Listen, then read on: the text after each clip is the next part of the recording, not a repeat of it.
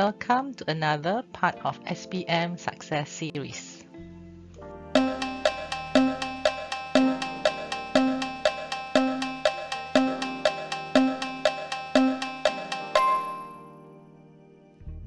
Hi everyone, welcome to SPM Success Series. Here you can see a table of the list of SPM papers from the year 1997 until the year 2019. So let's begin our lesson for today. We are looking at informal letter. So for informal letter, in the year 2000, there was a question on informal letter to your mother to ask for some money to buy a birthday gift for your brother. And in the year 2005, a letter to a friend to describe your experiences at a 3-day outdoor camp. And then in the year 2006, again a letter to a friend to give reasons why he or she would make a good head prefect. In 2010, a letter to your cousin to tell him or her about the benefits of the National Service Program and to encourage him or her to go. So then we have another one. In 2012, a letter to your younger sister to advise her on how to spend her money wisely. So the last year that informal letter appeared in the directed writing was in the year 2012. So could directed writing, which is informal letter, will be in the exam for this year or 2020. So let's look at informal letter. Informal letter normally is for your parents or siblings or also to a friend. And then the function is normally to request or to inform or to encourage and advise. So here, this is a summary of the questions on informal letter. So let's look at the year 2000. An informal letter to your mother to ask for some money to buy a birthday gift for your brother. So there is a request. In 2005, a letter to a friend to describe your experiences at 3-day outdoor camp. So that is to inform. And then in 2006, a letter to a friend again to give reasons why he or she would make a good head prefect. So that is to advise. And in 2010, a letter to your cousin to tell him or her about the benefits of the National Service Program and to encourage him or her to go. So the function is to inform and encourage. And the last one, in 2012, a letter to a younger sister to advise her on how to spend her money wisely. So this is to advise. Before we start looking at the format and the sample essays, let's look at how to advise. So the first way is to use a modal verb. There are two modal verbs that we can use for giving advice, should and ought to. So both mean the same, but they work in slightly different ways. Let's look at the examples. You should do more revision. You shouldn't spend money on unnecessary items. You ought to do more revision. You ought not to spend money on unnecessary items or things. So remember, a way to advise is to use should or ought to. And next, we can make it into a question. To make advice less direct, we can use a question. So we can say that we can use phrase like why don't you, or another phrase how about. So let's look at the sample sentences. Why don't you do some more tidying? How about doing some more tidying? So you can change the sentences into a question. Next, you can put yourself in the person's position. Okay, this means that if someone is asking for your advice, sometimes it is useful to imagine yourself being in that person's position. So this is a good way to explain your advice. You can use if I were you. So let's look at this example. If I were you, I would study more. If I were you, I would try training more. Next, you can make a suggestion. A suggestion or recommendation is another good way of giving advice. This is not so direct. Okay, you can use words like suggest or recommend. Let's look at the examples. I would suggest doing more of an effort. I would recommend doing this instead. Then the last one, you can advise in a stronger way. Sometimes you need to make your advice stronger to let the person know that it's really important. So we can use expressions like you had better. So let's look at the two examples. You had or you had better start working on your homework. So you can use a contraction. And another example, you had better finish this assignment on time. Now let's look at the format of an informal letter. First of all, you have to write the address of the sender. Example, number 3, Jalan Satria 5, Taman Satria Baru, 70100, Seremban Negeri 9. And then this is followed by the date, 17 January 2020. Remember that for the month, you have to spell in full. And then we have salutation, dear Cindy. Always remember that you have to use the word dear. And then you have your paragraph 1, which is the introduction. You can greet the person you're writing to, followed by paragraph 2, 3 and 4 and the rest. These are for the contents, content 1 until content 12. And then you have the conclusion. The last part is to sign off by writing your friend or your sister or your brother or your daughter or your son. So then you can write the signature. Dear pupils, the first paper that we're going to look at will be SPM paper 1 from the year 2006. So this is the paper. And then let's look at the question. Your friend who lives in another town wants to know whether he or she should run for the post of head prefect. Write a letter to your friend giving reasons why he or she would make a good head prefect. Use the notes given below to write your letter. So first, remember that it is a letter to a friend. The friend is asking whether he or she should run for the head prefect post. And then you have to give your reasons. Remember, it is a letter to a friend. And these are the content points. Use the notes given below to write your letter. So you have friendly, responsible, helpful. They are personal qualities. So we have C1, C2, and C3. Then we have academic performance, intelligent student C4, hardworking C5, and problem solver C6. Then we have co-curricular involvements. Blue House Captain C7, Secretary of English Language Society C8, and School Debater C9. Other points. Lives near school, able to sacrifice time C10, good study habits, academic performance will not be affected C11, popular with students and teachers C12. When writing your letter, you should remember to include the following: address, salutation or greeting, close, or the notes given. So here, format 1 is address, format 2 is salutation, and format 3 will be the closure or the close. Now let's look at the contents. Just now I mentioned C1 until C12. And now let's look at the format. So remember, you have to write the address of sender, followed by the date, and then you have salutation. So for example here, number 3, Jalan Satria 5, Taman Satria Baru, 70100, Seremban Negeri 9, 17 January 2020. Dear Amran. So this is paragraph 1. Remember that paragraph 1 is introduction. So you need to greet. Example, hi, how are you? I hope you are in the pink. I received your letter last week.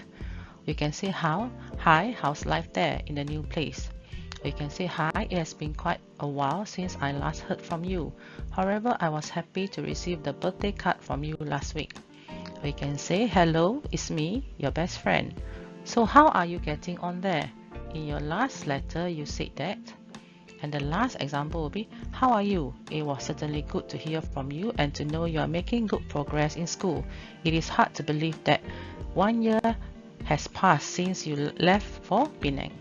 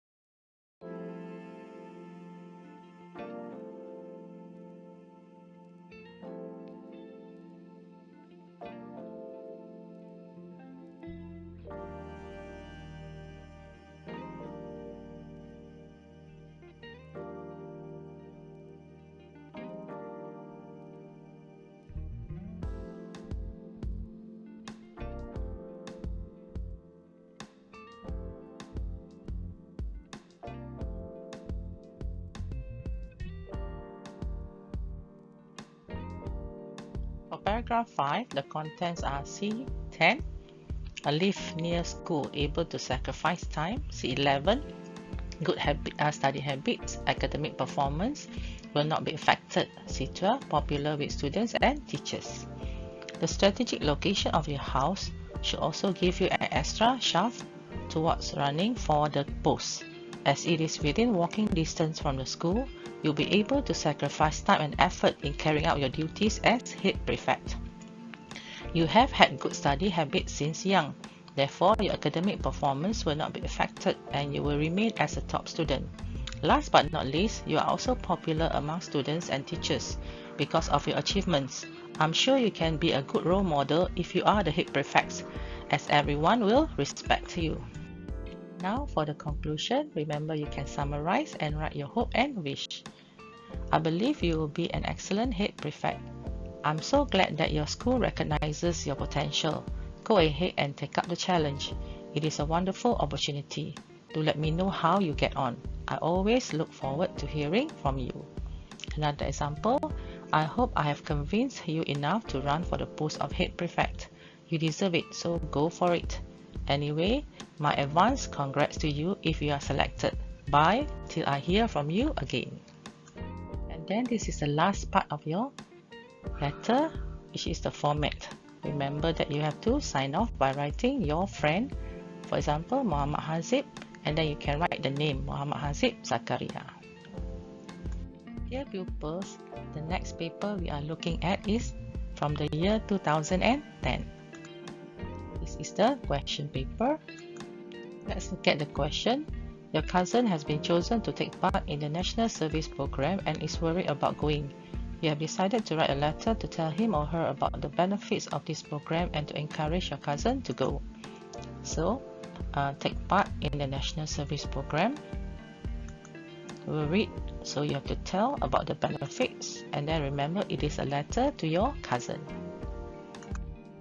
Use the notes below to write your letter. So these are the contents, content 1 to content 12.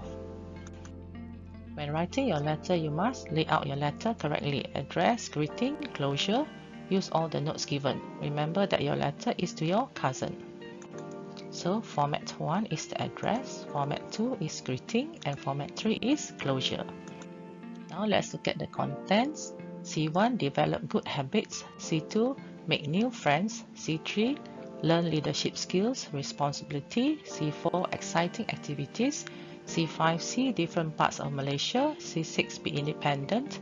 C7, gain new experiences. C8, teamwork. C9, strengthen love of country. C10, keep fit and healthy. C11, learn survival skills. And C12, discipline. So again, the format. Address of sender, number 7, Jalan Jit 1, Taman Jit Indah, 27600, Kuantan, Pahang. Followed by the date, 23rd November 2020. So remember, month, you must spell in full. And then the greeting or salutation, Dear Natasha. Or you can say, Dear Cousin. Paragraph 1, we have introduction. Remember to greet and mention the purpose. You can write, it has been a long time since I last heard from you. I heard you have been very busy. Hope you managed to get some rest when the school holidays started. I hope everyone is well. You must be wondering why I had suddenly decided to write to you. Well, my parents told me a few days ago that you were selected to join the National Service Program and you are worried about going. I thought that I should drop by and encourage you to go with joy and anticipations, as I heard many positive remarks about the program from my seniors who have been to the program. Or you can write a shorter one. How are you? I hope you are in the pink. I was delighted when I received a letter from you. In your letter, you expressed your worry for being chosen to take part in the 2011 batch for National Service Program.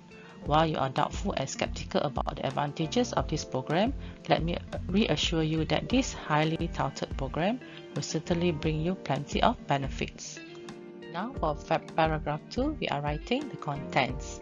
We have content 1, develop good habits. Content 2, make new friends. Content 3, learn leadership and skills or responsibilities. So there are 3 contents here.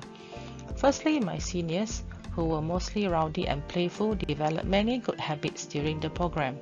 They learned the value of tolerance and toning down their personality to accommodate others who may not appreciate their lively personalities.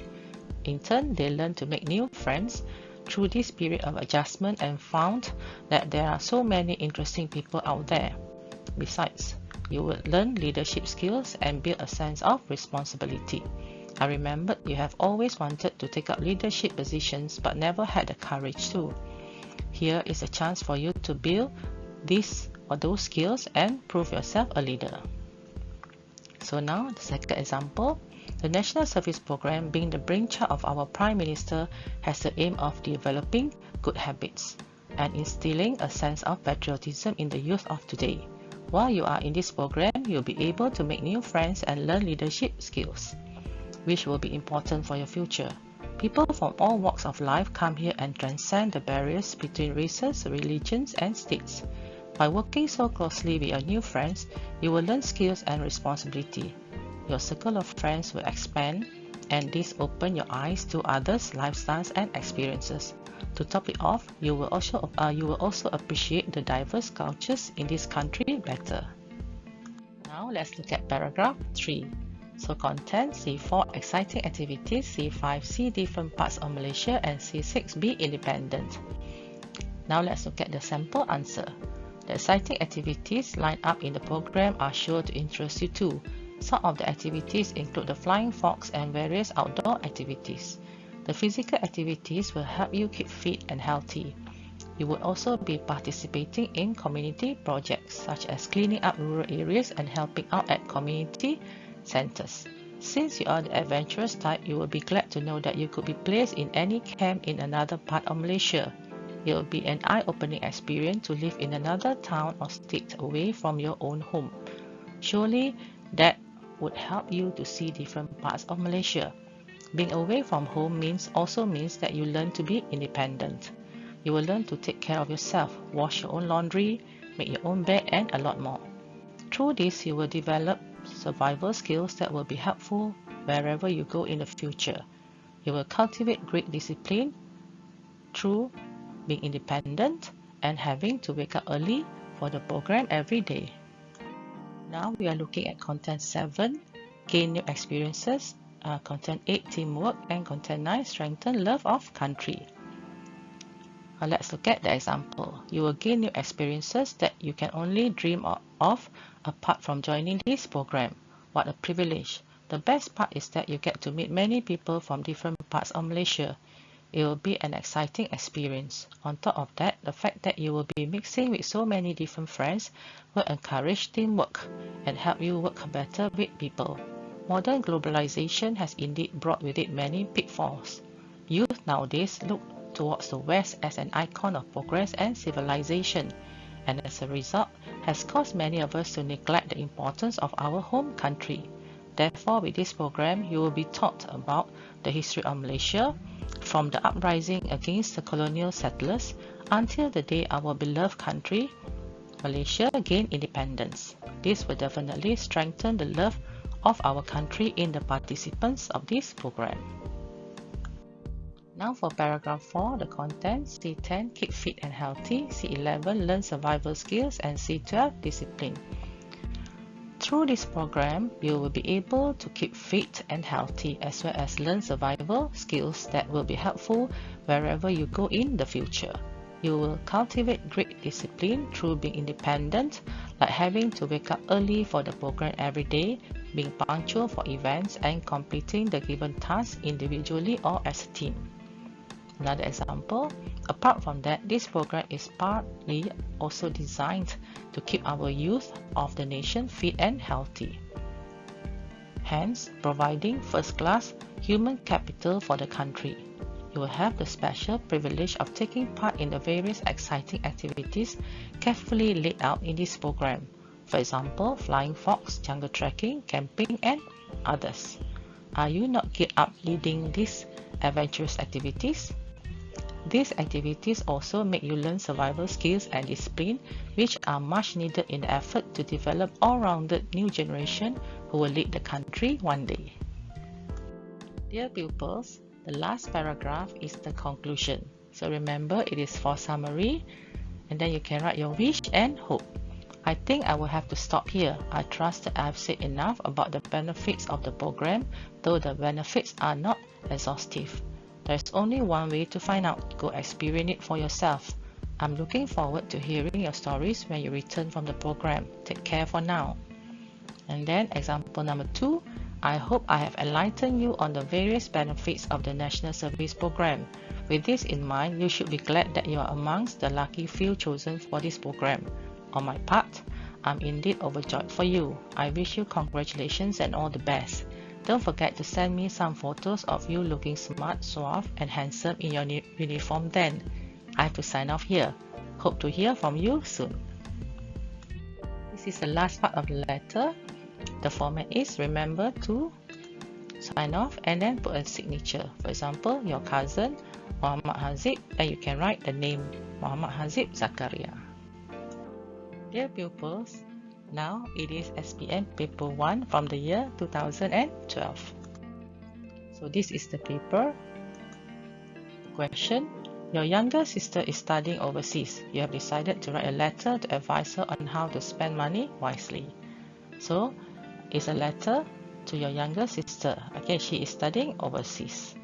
And then you have to advise on how to spend money wisely. Use the notes below to write your letter. So you have 12 content points here: shopping list, necessary items, compare prices, cheaper brands, budget, what you can afford, buy during sales, discounts, home cooking, cheaper, leisure time activities, think about costs. When writing the letter, you must remember to lay out your letter correctly: address, greeting, closing. Use all the notes given. Remember that your letter is to your younger sister. So format 1 is address, format 2 is greeting, and the last format 3 is closing. These are the contents. So we have C1 shopping list, C2 necessary items, C3 compare prices, C4 cheaper brands, C5 budget, C6 what you can afford, C7 buy during sales, C8 discounts, C9 own cooking, C10 cheaper, C11 leisure time activities, and C12 think about costs. Again, the format is, we have to write the address of the sender, okay, and then don't forget the date, followed by the salutation, dear sis. So paragraph 1, introduction, you can greet and mention the purpose. How are you doing in the land down south of Australia? It's been ages since I last heard from you. Our parents and I are starting to fuss and worry over the little baby of our family. We thank God that we are doing well here in Malaysia, despite the ever-changing weather conditions. Example number 2, how's life over in Melbourne? I was quite worried as you often text messages about needing more money despite being there for a few months only. Now I decide to write this letter to advise you on how to spend your money wisely. Now let's look at paragraph 2. The contents are C1 to C4, shopping list, necessary items, compare prices, and cheaper brands. There are 2 examples here. First and foremost, do you know what shopping really is? It is not about spending money and buying things. There is a term called window shopping, also known as shop without money. I know that you are a determined shopper. However, create a shopping list consists of only necessary items. You do not have to buy everything, you know. Next, window shopping does not mean that you do not buy anything while you're out and about. It is for you to compare prices to identify brands that are cheaper and acquire the same qualities with what you usually have. The second example, it is wise to create a shopping list before you venture out on your shopping spree, as this will ensure that you only purchase necessary items and not end up with things that will not be used often. Unnecessary items like clothes will only clutter your wardrobe, or food items that will fill up the fridge. Next, to compare the prices by going to a few malls or stores. You can always read the sales advertisements that the malls post online or in print. Make sure you buy the cheaper brands. For paragraph 3, the contents are C5 budget, C6 what you can afford, C7 buy during sales, and C8 discounts. Here are the 2 sample paragraphs. Furthermore, you should also stick with your budget. Plan how you are going to spend your money for the month. Buy what you can afford and make sure you have some money remaining by the end of the month. My advice to you is restrain yourself from borrowing money from your friends or worse still, loan sharks. During festive seasons, there are bound to be sales. That is the time you can wrangle the best deals and get discounts for what you buy. If you have enough to spend, maybe you can treat yourself by buying things you want. And then the second example, moreover, remember to stick to your budget, which means buy what you can afford. This will ensure that at the end of the month, you are able to save some money that you will certainly need on a rainy day. There could be emergencies like extra reference book to buy or medical bills to pay when you need to see a doctor. Buying during sales is also a great idea. There are many fantastic sales there. The discounts can be up to 80% and go for good products or brands. With discounts, maybe you can save more money and give yourself a treat of a scrumptious meal or a nice dress. Now for paragraph 4, the contents are C9 own cooking, C10 cheaper, C11 leisure time activities, and C12 think about costs. Let's look at the two examples. Moreover, I think you should start doing your own cooking more often. Homemade meals are not only cheaper, it is much healthier too because you know exactly what ingredients are added into your cooking. Besides, it is a great opportunity for you to learn some independence and shape you into a good wife in the future. One other important advice is you should consider is how much you spend on leisure time activities. Remember to stop and smell the roses, alright? Think about the cost and do not take our parents' money for granted. Or you can write, it is cheaper for you to do your own cooking than eating out, especially when you are overseas. You just have to stock up some ingredients and prepare yourself a simple meal. Maybe your roommate can help you with that too. This is definitely cheaper than buying meals. Next is leisure time activities. I have to state that you need to think twice about splurging on expensive tickets or fees for excursions you may take with your friends. If you plan to go on trips, sharing the expenses with friends could reduce the burden on your budget. Do think of the cost. The last paragraph, paragraph 5, is the conclusion. So remember, you can summarize and write your hope or wish. So dear sister, I really hope that I could stop your habit of spending with these tips. Make sure to apply these tips when you go shopping and do write back if you find any difficulties. Study hard and take care of yourself. Send my regards to your peers. Bye. Second example, I have to pen off now as my final semester examination is around the corner. I hope my tips will come in handy and help you to spend your money wisely. Do write if you need more advice. Bye for now. And the last one, that's all from me. Remember that there are no trees growing free cash, no dollar bills raining from the sky in our purse and wallets. Most of us live in a world of budgets. But the good thing is when you take control of your money, you take control of your life too. Bye. Now let's look at the last part of the letter, which is the sign off. So you can write your loving sister and then remember to write your signature or put a signature there, or you can just write your name, for example, Angie. Before we end our lesson for today, let's look at the recommendations for candidates. Number 1, read the instructions or the rubric carefully before answering the question. Be sure of the format and the task.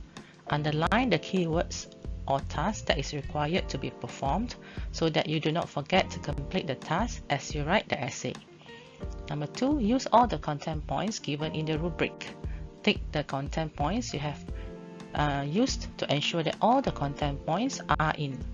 And then number 3, use appropriate tone. Be aware of the audience, whether it is addressed to the principal, teachers or students, so that you know whether you need to be formal or informal in your approach.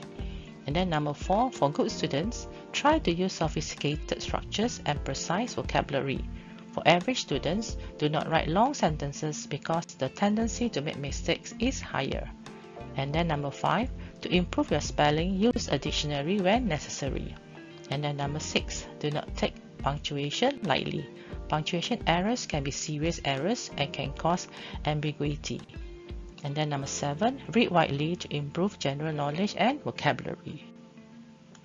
Dear pupils, thank you for watching this video, and this is the last part which is part 3 of the SPM Success Series.